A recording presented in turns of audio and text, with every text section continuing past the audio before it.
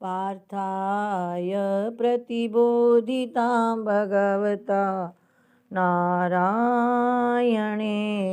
स्वयं व्यासेन ग्रथितां पुराणमुनिना मध्ये महाभारतम् अद्वैतामृतवर्षिणीं भगवती अष्टादशाध्यायिनी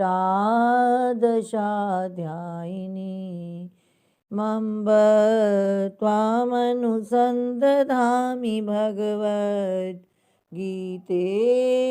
भवद्वेषिणी गीते भवद्वेषिणी उवाच असंशयं महाबाहो मनो दुर्निग्रहं चलम् अभ्यासेन तु कौन्तेय वैराग्येण च गृह्यते। षष्ठोऽध्यायस्य षट्त्रिंशत् श्लोकः।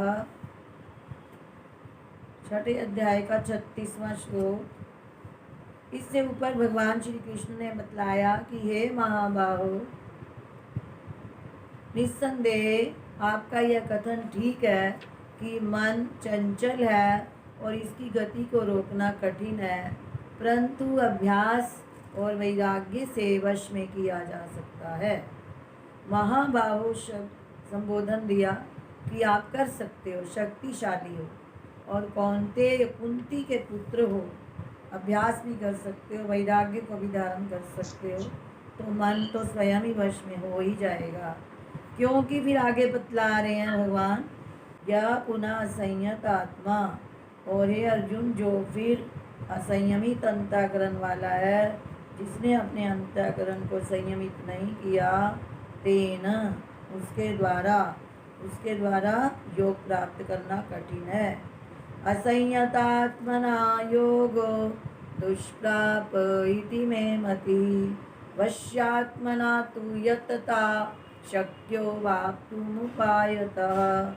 असंयतात्मना योगो दुष्प्राप इति मे मतिः वश्यात्मना तु यतता शक्यो वाप्तुमुपायतः।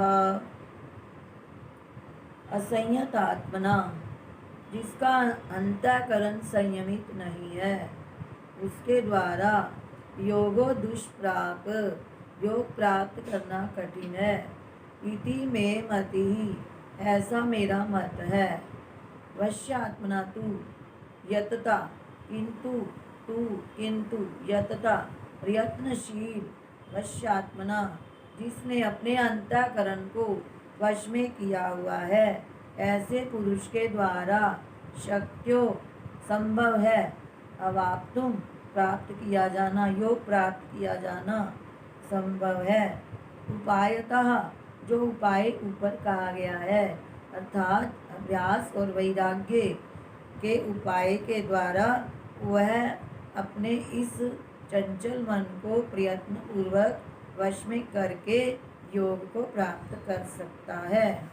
हे अर्जुन, जिसने अपना अंतःकरण वश में नहीं किया, उसके द्वारा योग दुष्प्राप्य है, प्राप्त करना कठिन है, ऐसा मेरा मत है। किंतु जिसने अपने अंतःकरण को वश में कर लिया है, जो प्रयत्नशील है, उसके द्वारा ऊपर कहे गए उपाय से, अभ्यास और वैराग्य के उपाय से अंतःकरण को वश में करके योग को प्राप्त किया जाना शक्य है, संभव है। भाष्य देखो। असंयत आत्मना, अभ्यास वैराग्याभ्याम असंयत आत्मा अंतःकरणम यस्य। असंयत आत्मा का बतला रहे हैं कि अभ्यास और वैराग्य के द्वारा, अभ्यास वैराग्याभ्याम, दो के लिए भ्याम आता है, अभ्यास वैराग्याभ्याम द्वितीय द्विवचन, अभ्यास और वैराग्य के द्वारा असंयत आत्मा अंतःकरणम यस्य, जिसका अंतःकरण, आत्मा का अंतःकरण असंयत है, संयमित नहीं किया गया। अंतःकरण संयमित कैसे होगा, वश में कैसे होगा? अभ्यास और वैराग्य के द्वारा। जिसने इन दोनों साधनों से अपने अंतःकरण को वश में नहीं किया, सोयम असंयत आत्मा, वह असंयत आत्मा कहा जाता है। तेन असंयत आत्मना, उस असंयमित अंतःकरण वाले पुरुष के द्वारा योगो दुष्प्रापो, योग दुष्प्राप्य है, दुखेन प्राप्यत, कठिनाई से प्राप्त होता है। इति में मति, यह मेरा मत है। या तू पुनःवश्यात्मा, तू किंतु यह जो पुनःवश्यात्मा, वश में किए हुए अंतःकरण वाला है। कैसे किया वश में? अभ्यास वैराग्याभ्याम, अभ्यास के द्वारा और वैराग्य के द्वारा।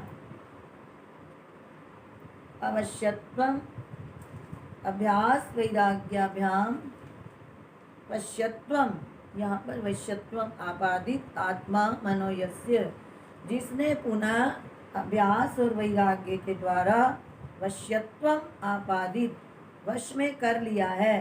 किसको? आत्मा मनो, अपने मन को। यस्य, जिस पुरुष ने, सोयम वश्यात्मा, वह वश में किए हुए अंतःकरण वाला कहा जाता है। तेन वश्यात्मना तू, उस वश में किए हुए अंतःकरण वाले पुरुष के द्वारा, संयमित अंतःकरण वाले पुरुष के द्वारा, यतता, प्रयत्न किए जाते हुए, यतता का अर्थ कर रहे हैं भूयो भी प्रयत्नम पूर्वता, पुनः पुनः बार बार प्रयत्न करते हुए, एक बार नहीं कई बार, बार बार प्रयत्न करता है मन को वश में करने का, तो शक्यो, संभव है, अवाप्तुम, प्राप्त करना, योग, उपायतो, यथोक्ताद उपायात, ऊपर कहे हुए उपाय के द्वारा योग को प्राप्त किया जाना संभव है। अर्थात जिसने अभ्यास और वैराग्य के द्वारा, अभ्यास पीछे बतला गए हैं कि चित्त की भूमि में, यानी एक ही चित्त की अवस्था में, परमात्मा में अपने मन को बार बार लगाना, समान वृत्ति का प्रवाह हो जाना, एकाकार हो जाना, उस चित्त की अवस्था का परमात्मा में, उसे अभ्यास कहा जाता है। अभ्यासो नाम चित्त भूमौ कस्यांचित समान प्रत्यावृत्ति चित्तस्य।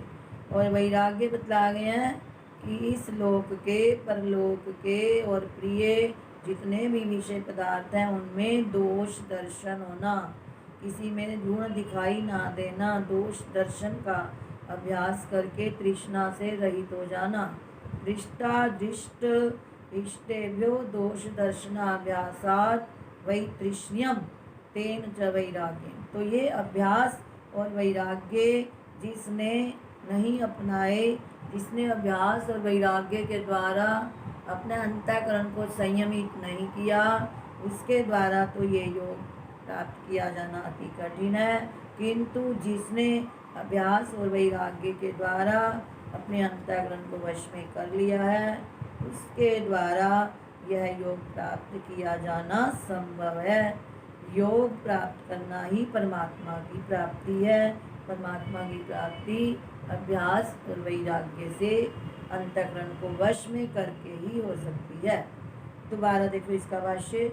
असंयत आत्मना, ठीक से बैठो, उठते सो रहे हो नहीं। असंयत आत्मना, अभ्यास वैराग्याभ्याम, असंयत आत्मा, अभ्यास और वैराग्य के द्वारा जिसने अपने अंतःकरण को संयमित नहीं किया। अंतःकरणम यस्य, आत्मा का अर्थ है अंतःकरणम, सोयम असंयत आत्मा, वह असंयत आत्मा अंतःकरण वाला कहा जाता है।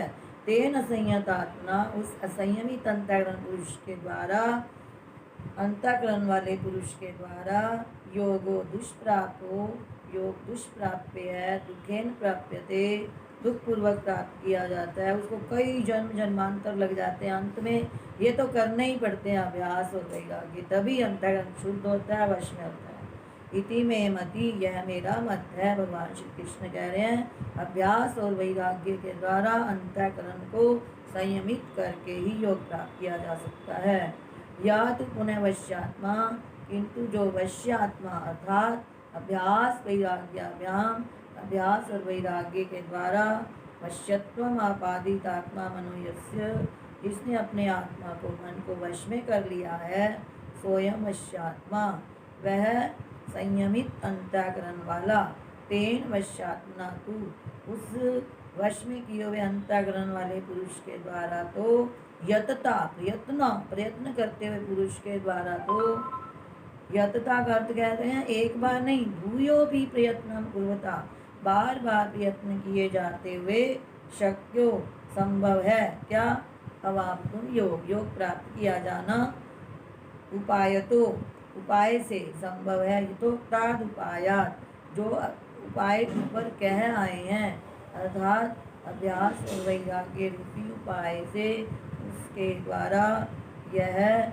योग प्राप्त किया जाना, परमात्म दर्शन आत्मदर्शन संभव है।